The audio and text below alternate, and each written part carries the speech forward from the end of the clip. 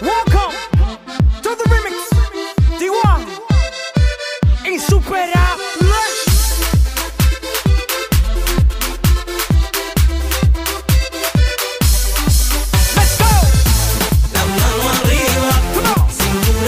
Galera da Face VIP, hoje eu recebo aqui no nosso programa o Bruno, a Michelle e a Adria. Só explicando pra vocês que o Bruno e a Michelle ficaram durante um ano no México e a Adria é uma mexicana que veio nos visitar e, pelo visto, tá gostando do Brasil. Tudo bem, Michelle? Tudo bem, você? Tudo jóia? Tudo bem, Adria? Tudo bem. E você, Bruno, como vai? Tudo certo. Bom, gente, queria saber primeiro do Bruno. Ele tem bastante história pra contar aí da experiência dele no México. Bruno, era a sua primeira opção aí o México? Não, na verdade não. Eu escolhi ir para a Bélgica, mas a Bélgica não queria receber homem por alguma razão, então eu acabei indo pro México. Eu tive que me adaptar a essa opção e tal, mas eu gostei muito, na verdade. Assim, você gostou muito quando você foi ou agora que você voltou? Agora que eu voltei. Na verdade, a gente vai com aquela ideia do preconceito, assim, que você não sabe muito bem o que você quer, se você vai gostar daquilo ou não, mas no final acaba gostando. E você ficou em quantas casas? Eu fiquei em 3 casas diferentes. Foi uma casa de classe média, uma casa de classe alta e uma casa de classe baixa. O mais legal é que minha mãe me cuidava muito de mim, né? Ela era toda dessa de sair e comprar tudo que eu quero, fazer todas as minhas vontades. Eu tinha um caderninho para anotar tudo aquilo que eu queria, para anotar tudo aquilo que eu sentia que estava meio estranho, assim. Ela me dava aula de espanhol, assim, todo dia 1 hora de aula para ver se eu aprendia e tal. Então ela era bem carinhosa, assim, comigo. Você estava falando do seu pai, né? Meio aloprado. Ele era meio, assim, maníaco por limpeza. Então, enquanto eu estava lá comendo minha comida, ele estava embaixo limpando os farelos, né? Mesmo que eu estivesse em cima da cozinha, da mesa da cozinha, alguma coisa assim, ele estava sempre lá, dando um jeito de ficar em cima de todo mundo, né? Essa foi a casa de classe média que você ficou? Isso. Aí teve a casa que tem um poder aquisitivo maior, que também você disse que se deu super bem com seus irmãos, né? Que foi super sossegado. Sim, eu tive 4 irmãos, 2 irmãos e 2 irmãs. Eu me dava melhor de todos com o meu irmão que tinha a minha idade, o Edgar. E ele era muito meu amigo, eu gostava muito dele, assim. E com a minha mãe também, né? Minha mãe era muito parecida com a minha mãe daqui. Ela trabalhava que nem minha mãe trabalha. Ela era bem assim, naquele estilo de querer fazer as coisas sozinha e tal. Então, eu me identifiquei muito com ela porque ela era muito parecida com a minha mãe, de verdade, né? E aí teve a terceira casa, que aí você estava falando pra mim que você teve uma grande lição. Foi descobrir que aquilo que você não precisa ter bem para poder gostar de um lugar, né? Eu gostava muito da terceira casa, assim, do carinho que eles tinham, porque eu acho que quanto menos você tem, mais você aprende a apreciar aquilo que acontece, né? Então, assim, eles queriam muito cuidar de mim o tempo todo, perguntavam muito sobre a cultura. Eu me sentia meio, assim, convidado mesmo da casa, como se fosse uma coisa meio honrosa, assim.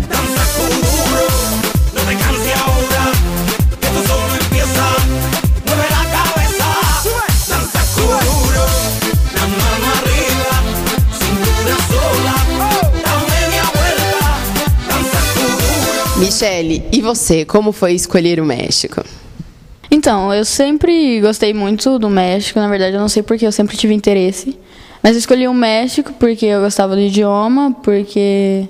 E não sei, tinha curiosidade sobre a cultura e por sempre ouvir sobre México, de sombreiro, de comida e assim, não sei, tinha vontade de conhecer. Eles ficaram em Ciudad de Juárez, uma das maiores cidades do México, com mais de 2 milhões de habitantes. Tanta grandiosidade confere à metrópole um contraste. É vizinha de El Paso, uma das cidades mais seguras dos Estados Unidos. Já Juárez, uma das mais violentas do mundo. E essa foi uma das preocupações. Antes de eu ir para o México, passou uma reportagem no Fantástico sobre a minha cidade.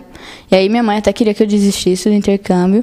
Mas aí não quis ir mesmo assim. E chegando lá eu pude ver o que era verdade e o que não era. Na verdade, sim, era verdade, as reportagens, é violento, é perigoso. Só que não é toda a cidade. Existem partes da cidade onde tem segurança, onde você pode viver tranquilo que não vai acontecer nada. Você tem que ter precauções sempre. Mas tem partes que dá pra ficar normal, assim, tranquilo. Você disse também que vocês não andavam de a pé lá, é isso? É, a gente não andava a pé lá, não podia, era por todas as famílias, assim, tinham medo também pela situação, então por segurança a gente sempre estava de carona, ou nossos pais levavam, mas nunca andávamos a pé lá. Segundo eles, a alimentação dos mexicanos é bem diferente.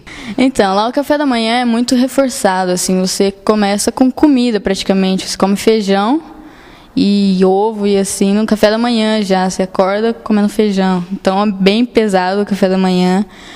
E daí também a comida, né, a hora do almoço, que é 4 horas da tarde, acho que por isso que eles comem tão bem assim no café da manhã, para aguentar até as 4 horas da tarde. E depois das 4 horas da tarde é aquele outro reforço, Bruno? A comida às 4 horas da tarde também é pesada, né? É bem cheia de carboidrato e tal, e o mexicano também não come pouco, né? Adriane, deixa eu te falar uma coisa. Então, você está sofrendo um pouco aqui no Brasil com hábitos dessa galera de comer pãozinho com manteiga de manhã? É difícil. É difícil se acostumar? Sim. E o que você tem mais gostado que você está vendo aqui no Brasil e que não tem no seu país? Eu gosto da comida, porque é diferente, mas é muito gostoso. Uhum. Pessoas são muito boas comigo. Você estava falando que você mora ali na fronteira entre Estados Unidos e México, então tem um pouco, é inevitável a influência ali, né, nessa questão de música e tal. E no jeito de se vestir também? Sim, também. Eu estudo nos Estados Unidos, então eu tenho muita influência nos Estados Unidos em tudo que minha vida diária. Na sua vida, no seu cotidiano. Bom, queria falar com a Michelle agora. A rotina escolar, como que é? Então, lá a gente estudou numa escola onde é muito conhecido em todo o México, que se chama Tecnológico de Monterrey. E lá você pode escolher as suas classes, né, as aulas que você vai tomar. Então você monta o seu horário, como você quiser. Eu entrava na escola às 8 horas da manhã e saía às 2 da tarde. Mas você pode escolher, assim, e as aulas não é como aqui, por exemplo, física, química, português, matemática, assim. Lá eu tinha aula de chinês, tinha aula de francês, de umas aulas assim, diferentes do que é aqui, do que não faz parte da rotina daqui. Bruno também tinha falado da questão dos intervalos, né, Bruno? Que é algo mais dinâmico, que aqui no Brasil são os professores que trocam de sala. Lá o que acontece são que os alunos trocam de sala, escolhem a sala que eles querem ir, escolhem a matéria e tal. Então, que nem a Michelle falou, ela tinha aula de chinês e tal, a gente fazia aula de francês, eu tinha aula de arquitetura. Você podia escolher mais ou menos aquilo que você queria voltado para a área que você queria estudar mais para frente, né?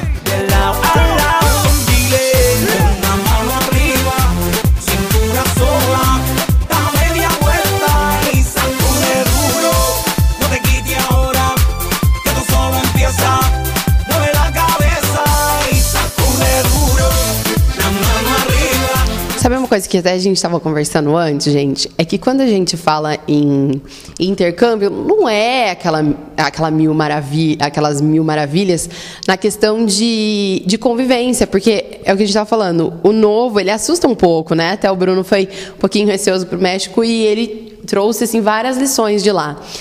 E uma coisa que eu acho muito interessante é essa questão, igual você tinha falado para mim, off.